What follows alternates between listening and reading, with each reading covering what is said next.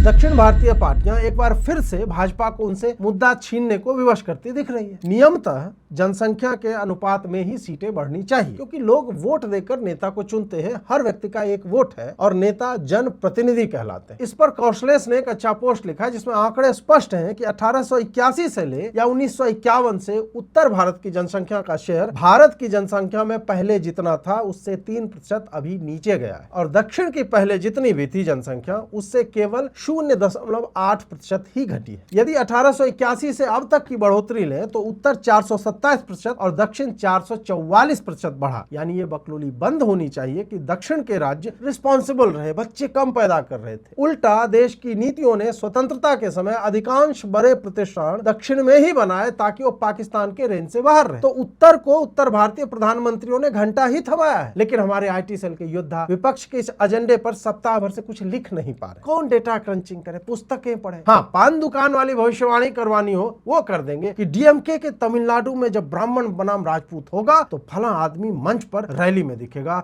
लिख लो नोट कर। वो सोचकर बैठे हुए कि अरे मोदी ने 50% बढ़ा दिया है, रास्ता निकल आया। जबकि विपक्ष इस पर भी तैयार नहीं। ये पार्टियां इनसे यह मनवा लेंगी कि अब तो वर्ग किलोमीटर के हिसाब से और शिक्षा के स्तर से हिसाब से साउथ को वेटेज मिलना चाहिए। वो यह भी मनवा सकते हैं कि जिसका जीएसटी कलेक्शन अधिक है उसको अधिक सीट मिले। आर्थिक उन्नति के पथ पर ले जाने वाले का तो वेटेज मिलना चाहिए। पिछले परिसीमन में ये महान बातें कोई नहीं कर रहा था, वो बस हो गया क्योंकि कांग्रेस जो करती है वो सही करती है। पिछली बार भी अटल जी की सरकार के समय हो हल्ला करके सीटें 1971 पर ही फ्रीज कर दी गई थी, 71 में, लेकिन जनसंख्या ही आधार। हम तो लिख बोल रहे हैं क्योंकि हमें साउथ वालों से वैलिडेशन नहीं चाहिए। मोदी और अमित शाह से आग्रह है कि मुद्दा मत छीन लीजिएगा इस बार। ना ही यह हो कि सीटें नहीं बढ़ाई जाएंगी। बार्गेनिंग में हमेशा आप ही क्यों लिहुर जाते हो? सत्ता में हो तो सत्ताधारी जैसा दिखना आवश्यक है।